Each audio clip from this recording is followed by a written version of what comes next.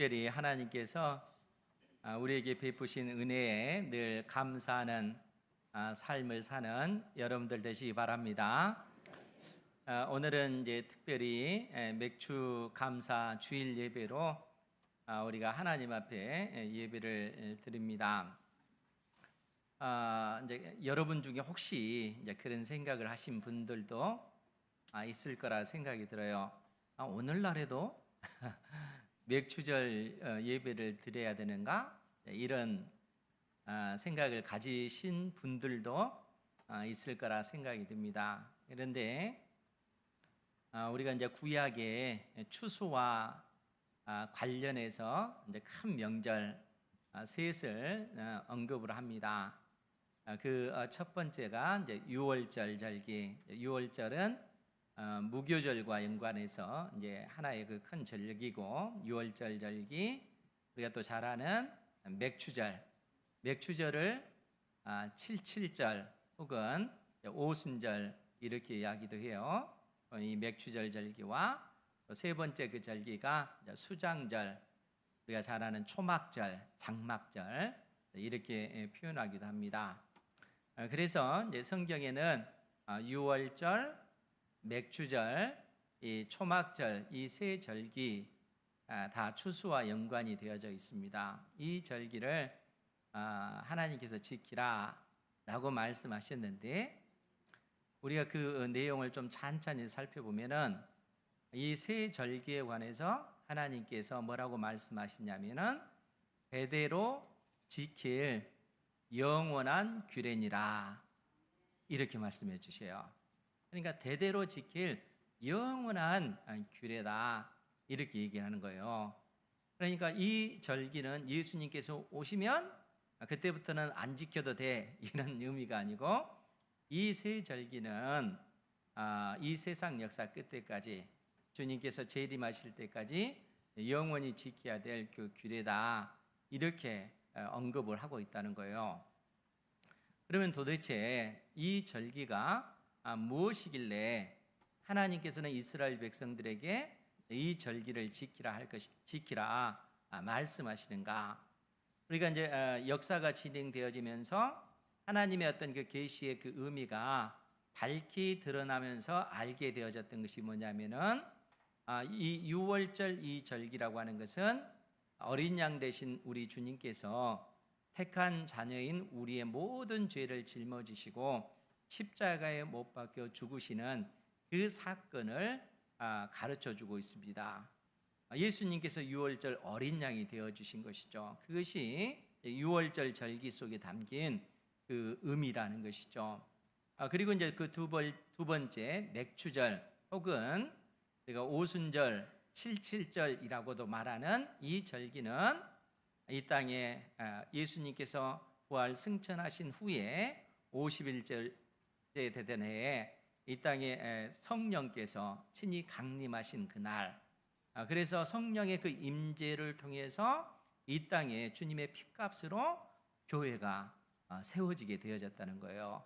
그래서 이제 6월절을 기준해서 50일째 되던 날이 오순절, 또 77절 맥추절 그렇게 이야기하는 것이죠. 이때로부터 이제 교회를 통해서 천국 복음이 수많은 나라들, 민족들 가운데 증거되어지게 되어졌고, 실질적으로 이때부터는 영적 추수가 이루어지는 거예요. 이 영적 추수가 이루어지다가 나중에 이 땅에 우리 주님께서 재림하실 때, 즉 이 그 장막절, 수장절이라고 하는 것은 이 거둘 숫자, 감출장자를 쓴다고 했죠. 과일을 다 걷어서 곳간에 저장하는 그 절기가 수장절입니다. 즉 그때 우리 주님께서 이 땅에 재림하셔서 온 세상을 심판하시고 알곡은 곳간에 들이시고 쭉정이는 영원한 그 불못에 던지시는 그러한 심판의 날이 있을 것을 가르쳐 주셨다는 거예요. 그러니까 구약 시대 때 이스라엘 백성들에게 하나님께서 아주 쉽게 장차 하나님께서 세상 역사를 어떻게 진행시켜 나가실 것인가 하는 사실을 절기를 통해서 하나님의 그 뜻을 담아 두신 거예요. 그래서 1년에 3번 이스라엘 백성들이 예루살렘에 있는 하나님의 그 성전에 이스라엘 백성들이 다 나와서 하나님 앞에 예배드리면서 그 절기의 그 의미를 그들이 생각을 하게 되어지는 것이죠. 이 땅에 장차 주님께서 오셔서 우리의 죄 문제를 해결해 주실 것이고, 성령께서 오셔서 온 세상을 구원하실 것이고, 최종적으로 주님께서 재림하셔서 온 세상을 심판하실 거라는 것을 이 절기를 통해서 가르쳐 주고 계시다는 거예요. 그렇기 때문에 오늘 우리가 이 세 절기에 관해서 말씀을 들으면서 그 속에 담긴 의미를 깨닫고, 우리가 하나님의 그 백성으로서 어떻게 이 절기를 맞이할 것인가, 오늘 말씀을 통해서 교훈을 얻는 은혜가 있기를 주님의 이름으로 축원드립니다. 먼저 그 14절 말씀을 보면, 너는 매 해마다 3번 내게 절기를 지킬지니라. 3번 절기를 지킨다는 것은 이 세 절기에 이스라엘 백성들은 다 하나님 앞에 나가서, 즉 예루살렘에 있는 하나님의 성전에 나가서 하나님을 예배하는 삶을 살아야 된다. 지금 이렇게 말씀을 하시는 거예요. 그러면서 먼저 이제 유월절 절기에 관해서 15절에서 뭐라고 이야기를 하냐면은, 너는 무교병의 절기를 지키라. 내가 내게 명령한 대로 아빕월에 정한 때에 이래 동안 무교병을 먹을지니, 이는 그 이유는 그달에 내가 애굽에서 나왔음이라. 빈손으로 내 앞에 나오지 말지니라. 먼저 유월절 절기에 관해서 말씀해 주고 있다는 거예요. 그런데 15절 말씀에 보면, 너는 무교병의 절기를 지키라, 이렇게 언급을 하고 있어요. 그러면 무교병의 절기, 그것이 의미하는 바가 뭐겠어요? 무교병이라고 하는 것은 이 떡병자를 써서 누룩이 들어가지 않는 떡을 이 무교병이라 그렇게 얘기해요. 우리가 잘 아는 떡이 있잖아요. 그 빵을 먹을 때 그 누룩이 들어가면 그 빵이 부풀지만, 그 누룩이 들어가지 않는, 효소가 들어가지 않는 그러한 그 빵은 부풀지가 않잖아요. 예전에 우리 어르신들 드셨던 그 개떡 있잖아요. 그 누룩이 들어가지 않으면 딱딱하잖아요, 굳으면. 그와 마찬가지입니다. 그러니까 이제 무교병의 절기를 지키라. 그러면 왜 유월절을 무교병 절기라 이렇게 얘기했는가?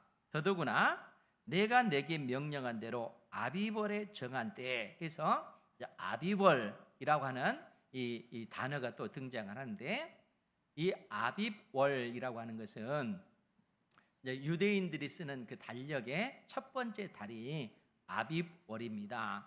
이 아빕이라고 하는 뜻은 이삭이 익어가는 때, 이삭이 익어가는 그 시기를 의미하는데, 보통 양력으로 얘기하면, 우리가 쓰는 달력으로 얘기하면 3월 중순에서 4월 중순에 해당되어집니다.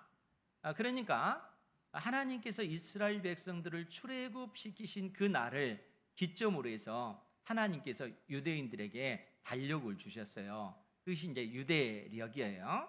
유대인들이 쓰는 그 첫 번째 그 달에 1월 달, 예를 들어서 1월 달이 바로 아빕월인데, 하나님께서 어떤 말씀을 주셨냐면은 이 아빕월 14일 저녁부터 너희들이 유월절 절기를 지켜야 된다라고 얘기하는 거예요. 그러니까 유대인들의 첫 번째 달 14일 저녁에 그들은 유월절 절기를 지키고, 그 다음 날 15일부터 일주일 동안, 7일 동안 그들이 먹는 그 떡이 뭐냐면은 누룩이 들어가지 않는 그 떡을 그들이 7일 동안 먹게 될 거라는 거예요. 그래서 아비벌 14일에 그들이 유월절 절기를 지키고, 15일부터 일주일 동안 누룩이 들어가지 않는 그 떡을 너희들이 먹어야 된다라고 그렇게 이야기합니다. 이제 이 아비월은 참고로 얘기한다면은 나중에 이스라엘 백성들이 이 바벨론 땅으로 포로로 끌려간 그 이후에는 아비벌이라고 하는 단어를 쓰지 않고 니산월이라고 쓴 단어를 써요. 의미는 똑같은데 아빕이라고 하는 단어를 쓰지 않고 이제 니산월, 그래서 니산월 14일 저녁부터 이제 유월절 절기를 지킨다, 이렇게 표현을 하고 있습니다. 그냥 참고로 알아두시기 바랍니다. 그런데 이제 중요한 것은 뭐냐면은, 그래서 이제 유월절 절기하면은 단순히 14일 저녁만을 얘기하는 것이 아니고, 그 다음 이 무교절, 누룩이 들어가지 않는 떡을 먹는 그 7일까지 합쳐서 8일 동안을 보통 유월절 절기다, 이렇게 언급을 하고 있습니다. 그러면 이제 여기서 생각을 해봐야 되잖아요. 왜 하나님께서 누룩이 들어가지 않는 그 떡을 먹게 하셨을까? 왜 그랬을까요? 거기에는 이제 이유가 있다는 거예요. 그래서 신명기 16장 3절에 보면은 뭐라고 표현이 됐냐면, 그 부분을 제가 봉독해 드릴게요.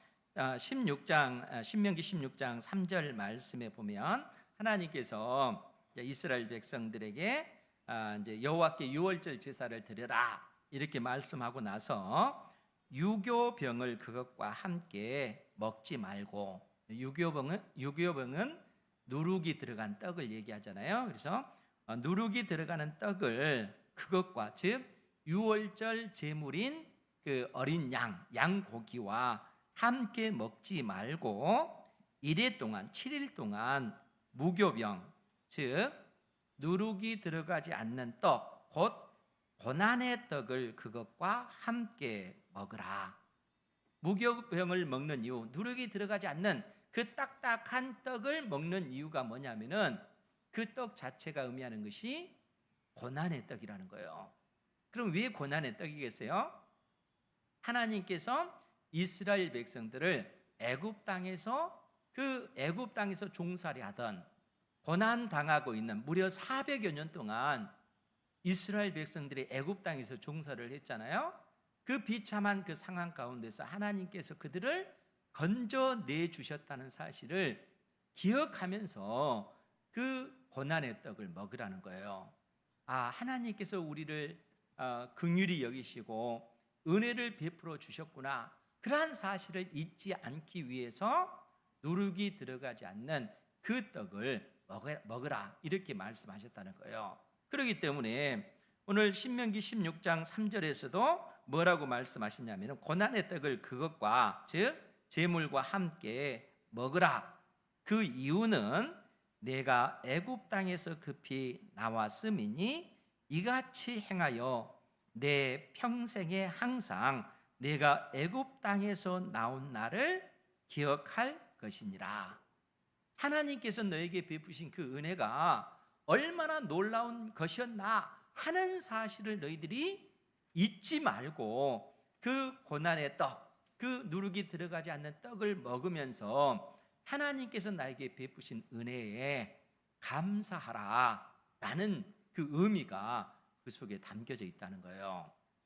그렇기 때문에 여러분들이 하나님 앞에 유월절 절기를 또 지키든지, 또 맥주절 절기를 지키든지, 또 초막절, 수장절 그 절기를 지키든지, 이러한 절기를 지킬 때는 하나님께서 영원히 멸망당할 수밖에 없는 이 비참한 그 인생을 긍휼히 여기시고 은혜 주셔서 하나님의 자녀가 되었다 하는 사실을 깨닫고, 그로 인해서 하나님 앞에 감사하면서 예배를 드리는 삶을 살아야 한다는 거예요.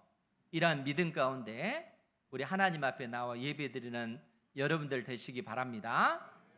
그런데 이제 여기서 또 우리가 기억해야 될 것이 뭐냐 하면은, 오늘 15절 말씀에 뭐라고 말씀하셨냐면은, 중반 부분부터 볼게요. 이는, 즉 그 이유는 그 달에, 즉 유대력으로 첫 번째 달에 내가 애굽에서 나왔기 때문이라 라고 말씀하고 나서, 빈손으로 내 앞에, 빈손으로 하나님 앞에 나오지 말지니라, 이렇게 언급하고 있다는 거예요. 그러면 여러분, 여기서 이제 빈손으로 나오지 말라, 그 얘기는 공허하게 헛되게 하나님 앞에 나와서는 안 된다라고 얘기를 하는 거예요. 그러면은 하나님께서 나에게 돈을 요구하시나? 이런 생각이 우리에게 들 수도 있잖아요. 여러분, 왜 하나님께서 빈손으로 내 앞에 나오지 말지니라 이렇게 얘기했을까요? 공허하게 헛되게 나오지 말라는 거예요. 하나님 앞에 나아갈 때는 너희들은 믿음으로 하나님 앞에 나아가야 된다라는 그런 의미입니다. 그러면 이 속에 담긴 의미가 뭘까? 여러분, 이스라엘 백성들은 이 애굽 땅에서 무려 400여 년 동안 그들은 애굽의 종이었잖아요. 노예로 삶을 사는 겁니다. 노예에게 개인의 어떤 그 재산이 있을 수 있을까요? 있을 수가 없죠. 그들은 빈손입니다. 빈손으로 있던 그들을 하나님께서 인도에 내셔서 약속의 땅 가나안 땅에 들여보내신다는 거예요. 그러면 여러분, 이스라엘 백성들이 가나안 땅에 들어가면 그 땅에서 그들이 얻는 것이 뭐겠어요? 하나님께서 신명기 8장을 통해서 이미 알려주셨잖아요. 그들이 가나안 땅에 들어갔을 때 그들이 짓지 않는 집을 얻게 될 거예요. 그 집 안에는 많은 그런 어떤 좋은 물건들이 다 있는 그 집을 그들은 공짜로 거저 얻게 되어지는 겁니다. 빈손으로 그들은 나왔지만 이 가나안 땅에서 하나님께서는 그처럼 아름다운 집을 줄 것이고 그 좋은 물건들이 가득한 그 집을 그들은 얻게 되어질 것입니다. 집만 얻을까요? 그들에게 많은 좋은 밭을 얻게 될 것이죠. 그 밭은 밀과 보리가 풍성하게 나는 그러한 그 풍요로운 땅, 그 밭을 그들은 얻게 될 것입니다. 밭만 얻을까요?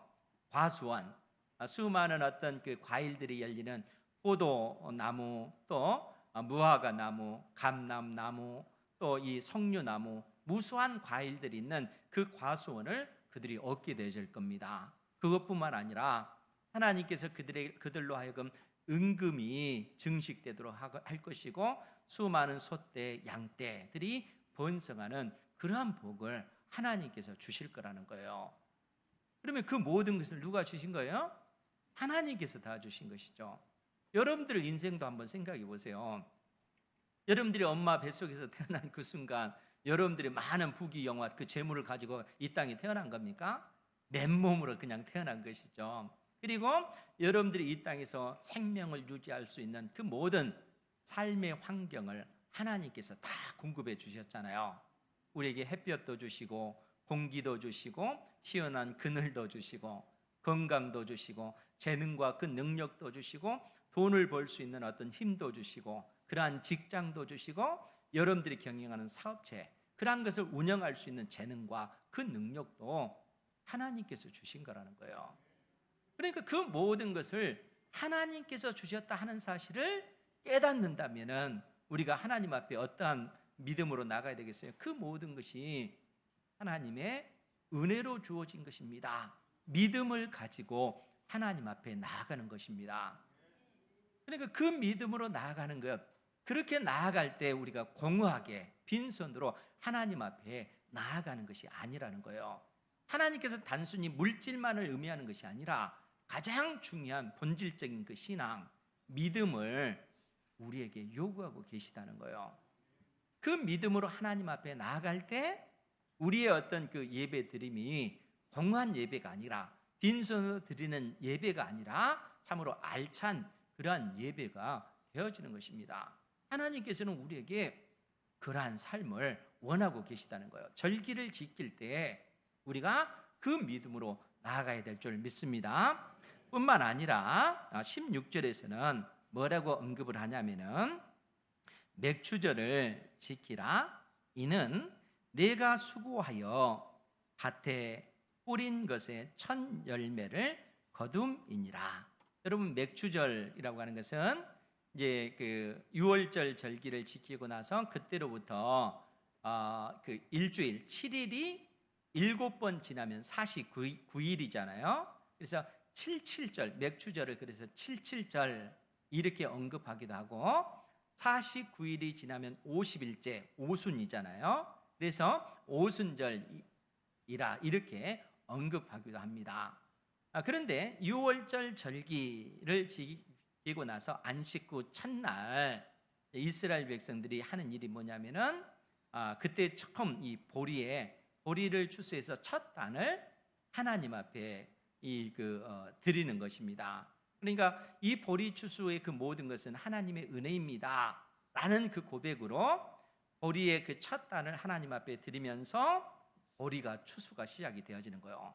무려 49일 동안 보리를 추수를 합니다. 그리고 이 보리 추수가 끝나면 그 다음에 무슨 추수를 하겠어요? 밀을 추수하겠죠. 우리나라도 그렇잖아요. 우리나라도 보리를 추수하고 난 다음에 밀을 추수하잖아요. 이스라엘 역시 마찬가지입니다. 그러니까 그들이 49일 동안 보리를 추수하고 나서 그 다음에 밀을 추수해서 이 밀을 추수한 그 첫 열매, 그것을 가지고 누룩을 넣어서, 그때는 무교병이 아니에요. 누룩을 넣기 때문에 이제 유교병이 되어지는 것이, 효소를 넣는 거예요. 그래서 빵 2개를 만들어서 하나님 앞에 올려드립니다. 그것이 오순절 절기, 즉 맥추절 절기, 77절 절기라고 하는 것을 하나님 앞에 이처럼 드린다는 거예요. 그러면은 그것이 의미하는 바가 무엇이겠는가 라고 했을 때, 나중에 이 땅에 성령께서 임하시고 또 하나님의 그 나라가 힘있고 능력있게 수많은 나라들, 민족들 가운데 누룩처럼 번져나가는 그러한 어떤 그 사건을 염두에 두고 주님께서 우리에게 이런 말씀을 하시지 않았겠나 하는 생각을 해봅니다. 그러니까 이 6월절 절기 때는 누룩이 들어가지 않는 그 떡을 먹었는데, 이 오순절날은 누룩이 들어간 그 떡 2개를 하나님 앞에 드림으로써 오순절 그 절기를 지키게 되어진다는 거예요. 그러한 사실을 지금 말씀하고 있는 것입니다. 그래서 16절 말씀을 다시 한번 보면, 맥추절을 지키라. 이는 내가 수고하여 밭에 뿌린 것의 첫 열매를 거둠이니라. 이렇게 언급을 하고 있습니다. 그러니까 이 맥추절을 지키기까지 이 보리를 추수하고 또 밀을 추수해서 하나님 앞에 드린 이후에 그 밀을 추수하는 것을 마무리 짓는 것이죠. 그리고 나서 계속해서 그들이 추수를 하게 되어지는데, 밀과 보리를 추수한 다음에 그들이 추수할 것이 무엇이겠어요? 과일들을 추수하게 되어지는 거예요.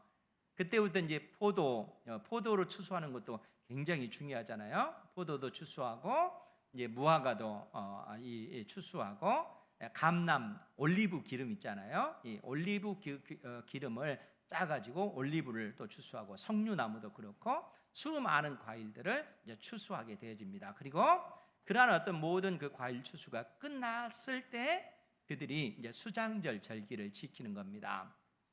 수장절은 지킬 숫자 써서 지킬수, 감출장, 그러니까 거둘수, 자꾸 지킬수라는 그러니까 모든 과일들을 거두어서 저장하는 절기가 수장절입니다. 그래서 이제 그 또 다른 말로는 초막절 그 절기인 것이죠. 그렇게 해서 이 세 절기를 그렇게 지키게 되어진다는 거예요.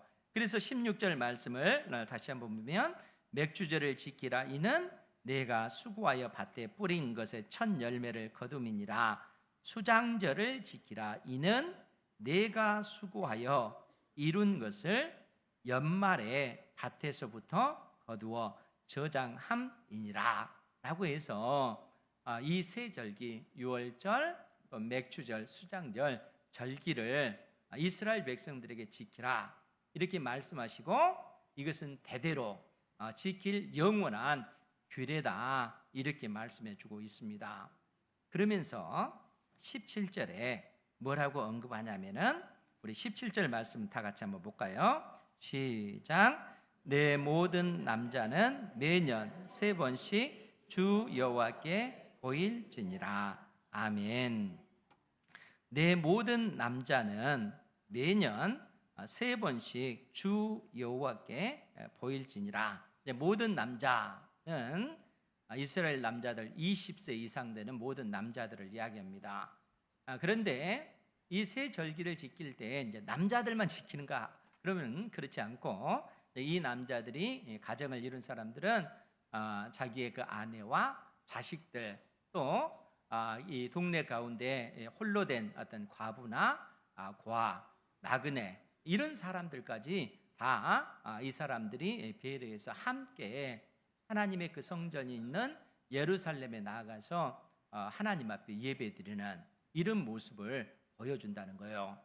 그런데 여기서 이제 우리가 주목해야 될 그 단어가 내 모든 남자는 매년 해마다 3번씩 주 여호와께 보일지니라 라고 했는데 보일지니라 라고 하는 이 단어입니다. 보이다 라고 하는 이 단어인데 이 단어는 단순히 하나님 앞에 나가서 하나님 나 왔습니다 얼굴을 보이는 그런 차원의 그 의미의 그 단어가 아닙니다. 하나님 앞에 보인다라고 했을 때는 나의 삶 전체를 하나님 앞에 드린다라는 그런 의미가 그 속에 담겨져 있다는 거예요.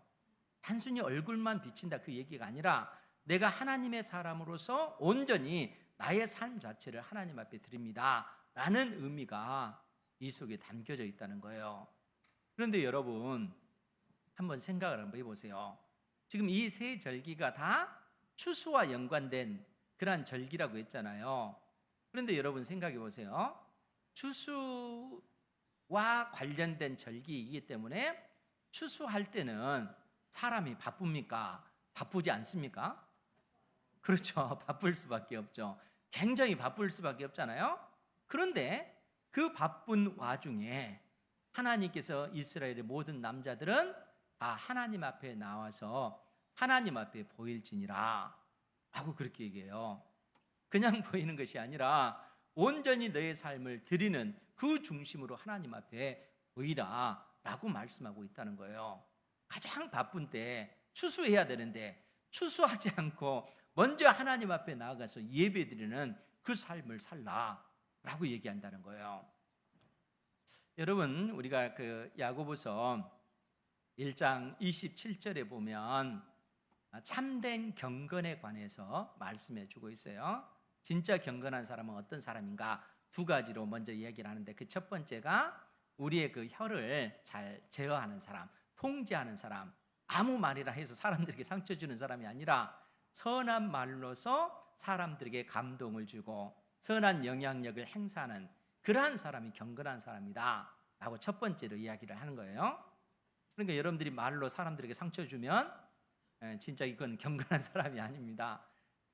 이 말로서 연약한 가운데 있는 사람들에게 용기를 주고 힘을 주고 세워주는 사람이 진짜 경건한 사람이라는 거예요. 그게 첫 번째고, 2번째가 뭐냐면은 환난 가운데 있는 우리 주변에 있는 과나 홀로 된 여인 나그네. 여기서 나그네 같은 경우는 구약 시대 때 이 나그네 객은 이방인들을 얘기하는 거예요. 이방 사람들이 이스라엘 땅에 들어살 때 그 사람들이 겪는 어려움이 얼마나 크겠어요? 그러니까 그러한 객이나 어떤 이 나그네, 그러니까 과 또 과부 이러한 사람들이 환난 가운데 있을 때 그 환난 중에 있는 그들을 돌보는 것이 경건한 사람이라는 거예요. 여러분 놀랍지 않습니까? 경건한 사람 하면 우리가 금식하고 또 하나님 앞에 금식하면서 그렇게 기도할 때 그 사람을 보통 우리는 경건하다 이렇게 표현하는데 성경에서 진짜 경건한 사람은 그러한 어떤 사람들 있겠지만 진짜 경건한 사람들은 환난 가운데 있는 내 이웃들, 특히 과나 또 과부나 나그네 그러한 사람들을 긍휼히 여기고 그들의 형편을 헤아리고 그들이 다시 일어설 수 있도록 돕는 그러한 일들을 하는 사람들이 진짜 경건한 사람이다 이렇게 얘기하는 거예요. 그럼 여러분 왜 그럴까요? 왜 우리가 과나 이 과부 홀로 된 여인 또 환난 가운데 있는 그 사람들을 섬겨주는 것이 경건한 삶일까요? 거기에는 이유가 있습니다. 우리가 신명기 24장 17절 이하에 보면 신명기 24장 17, 18절에 보면은 뭐라고 기록이 됐냐면은 제가 읽어드릴게요. 너는 객이나 과의 송사를 억울하게 하지 말며 과부의 옷을 전당 잡지 말라. 그러니까 네가 예수 믿는 하나님의 사람이라면 이방인인 그 나그네나 과나 홀로 된 그 여인을 힘들게 만들지 말라라고 말씀하면서 그 이유가 뭐냐면은 너는 애굽에서 종되었던 일과 내 하나님 여호와께서 너를 거기서 속량하신 것을 기억하라.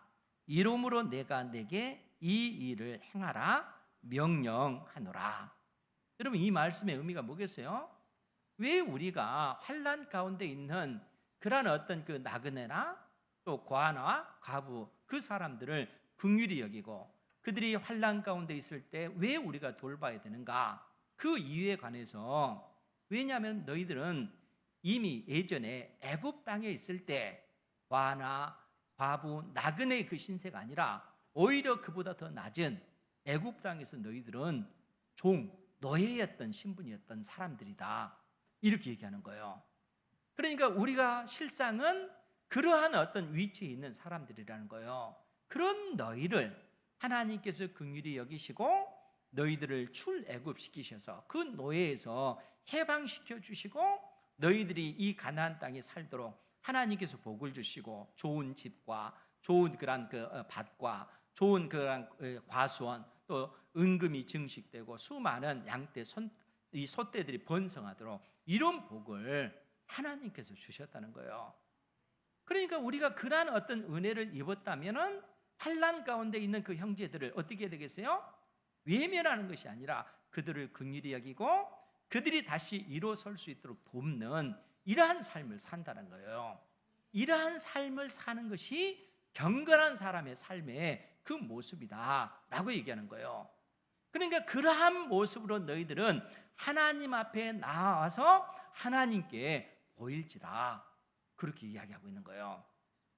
그러니까 믿음이 없으면 이러한 어떤 그 행위를 할 수가 없는 것이죠. 더더구나 우리가 하나님 앞에 그러한 믿음으로 그처럼 나왔을 때 하나님께서 우리에게 어떠한 복을 주시겠는가 하면은, 우리가 그 출애굽기 34장에 보면 34장 23절 24절에 보면요, 34장에 있는 그 내용은 우리가 지금 23장에서 보고 있는 그 내용과 같은 내용입니다. 그런데 거기에 이제 뭐가 더 추가되어졌는가 하면 출애굽기 34장 23절 말씀을 보면, 너희의 모든 남자는 매년 3번씩 주 여호와 이스라엘의 하나님 앞에 보일지라. 내가 이방 나라들을 내 앞에서 쫓아내고 내 지경을 넓히리니 내가 매년 3번씩 여호와 내 하나님을 배우려고 올 때에 아무도 내 땅을 탐내지 못하리라. 하나님께서 엄청난 약속을 지금 해주고 계시잖아요. 여러분, 제가 말씀을 드렸잖아요. 이 세 절기는 추수와 연관된 그 절기입니다. 가장 바쁠 때이기 때문에 하나님께 나가기보다 하나님 나 너무 바빠서 추수해야 돼요, 그래서 하나님 앞에 나갈 수가 없어요, 이렇게 이야기할 수도 있잖아요. 그런데 하나님께서는 뭐라고 얘기하냐면은, 그러한 상황 속에서 너는 먼저 하나님 앞에 나와서 이 세 절기를 지켜야 된다. 하나님 앞에 의미 있게 너 자신을 하나님 앞에 보여야 된다. 믿음으로 너의 삶을 하나님 앞에 드려야 된다는 거예요. 아무리 추수가 바쁘다 할지라도 그것보다 먼저 우선순위가 하나님을 예비하는 그 삶이라는 거예요. 코로나 이후에 사실 우리가 그 주일 예배를 드리는 그 개념이 굉장히 많이 약해졌잖아요. 그래서 예전에는 주일날 너무 바빠가지고 어쩔 수 없이 주일 예배를 하나님 죄송해요, 너무 바빠서 주일 예배를 드릴 수가 없어요, 하나님 용서해 주세요, 이런 개념이었다면은, 코로나 이후에는 하나님 나 여행 가야 돼요, 잠깐 여행 갔다 올게요, 이런 개념으로 주일날 하나님 앞에 나와서 예배드리기보다는 자기의 어떤 이 인생의 그 기쁨을 추구하기 위해서 그렇게 가는 경우가 굉장히 많아졌다는 거예요. 그만큼 우리 자신이 연약해진 것이죠. 우리의 어떤 그 신앙이 하나님 앞에 온전히 보이는 그 믿음이 그만큼 미약해진 그러한 부분이라는 거예요. 그런데 오늘 하나님께서 우리에게 어떤 약속을 해주시냐면, 너희들이 아무리 바쁘다 할지라도 먼저 하나님의 나라, 그 의를 구하는 이 삶을 살았을 때 하나님께서 그 모든 것을 너희에게 더하여 주시겠다, 이렇게 약속해 주고 계시다는 거예요. 그러니까 지금 하나님께서 해주신 약속이 뭡니까? 너희들이 하나님 앞에 그처럼 의미 있는 그러한 어떤 신앙을 하나님 앞에 보일 때 내가 이방 나라들을 내 앞에서 쫓아내고 내 지경, 너의 삶의 그 지경을 하나님께서 더더욱 넓혀줄 뿐만 아니라 내가 매년 3번씩 여호와 내 하나님을 배우러 올 때에 아무도 내 땅을 탐내지 못하도록 하나님께서 친히 보호하시고 지켜주시겠다는 얘기입니다. 사랑하는 성도 여러분, 이 말씀이 진리인 줄 믿으시기 바랍니다. 하나님의 말씀은 진리라는 거예요. 구약시대 때 우리에게 주신 이 말씀, 시대가 바뀌었다고 변해지는 것 아니에요. 살아계신 하나님께서 주신 이 말씀의 의미는 지금에도 여전히 살아있다는 거예요. 그러니까 우리가 하나님 앞에 나아갈 때 그냥 얼굴만, 하나님 나왔어요? 얼굴만 비치고 가는 그런 것이 아니라 의미 있는, 내실 있는 그 신앙을 가지고 하나님 앞에 나아가서 우리의 삶을 드리는 것입니다. 그러할 때 그러한 우리를 하나님께서는 기뻐 받으시고 우리의 인생을 보호하시고 우리의 인생을 인도하시고 때를 따라 돕는 하나님의 그 풍성한 은혜를 하나님께서 친히 우리에게 내려주시는 것입니다. 이 믿음 가운데 살아가는 우리는 모든 성도 되기를 주님의 이름으로 축원드립니다. 아멘. 기도하겠습니다. 거룩하신 아버지 하나님, 귀한 생명의 말씀을 통하여 우리를 교훈하여 주시니 감사드립니다. 저희들이 하나님 앞에 온전히 믿음으로 나아가게 하시고 우리의 믿음 있음을 우리의 삶의 그 행동을 통하여 드러낼 수 있도록 인도하여 주옵소서. 예수님의 이름으로 기도하옵나이다. 아멘. 찬송가 591장을 찬양하시겠습니다.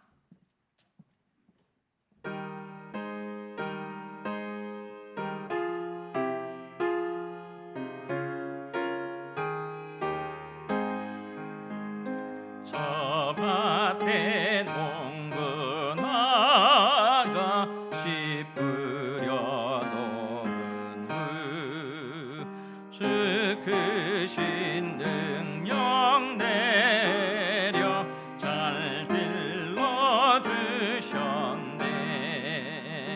또 사시사철 따라 햇빛과 단비를 저 밭에 내려주니 그 사랑 한없네.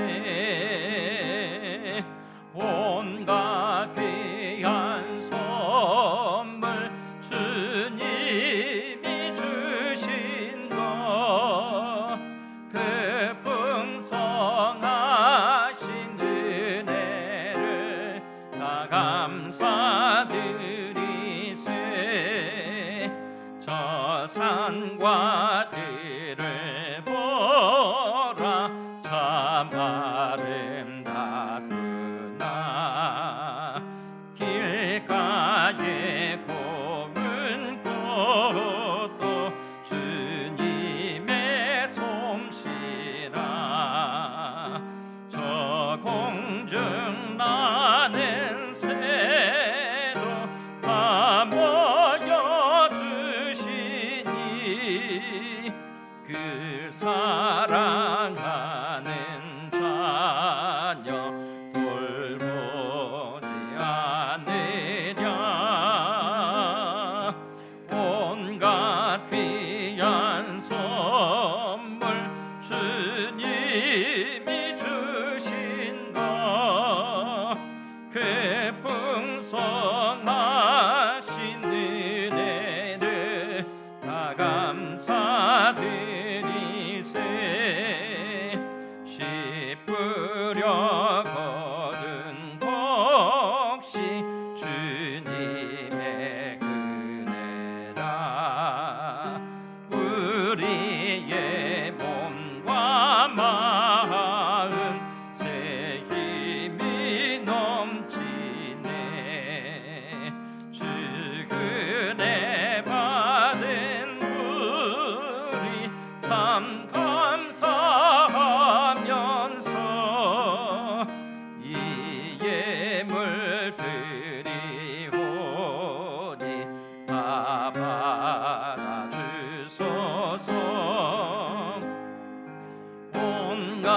귀한 선물 주님이 주신 것 그 풍성하신 은혜를 다 감사드리세.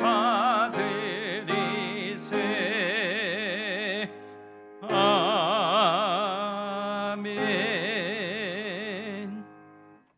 거룩하신 아버지 하나님, 주님의 그 크고 놀라우신 사랑으로 저희들을 붙드시고 아버지 앞에 맥주 감사 주일 예배를 드릴 수 있도록 은혜 주심을 감사드리옵나이다.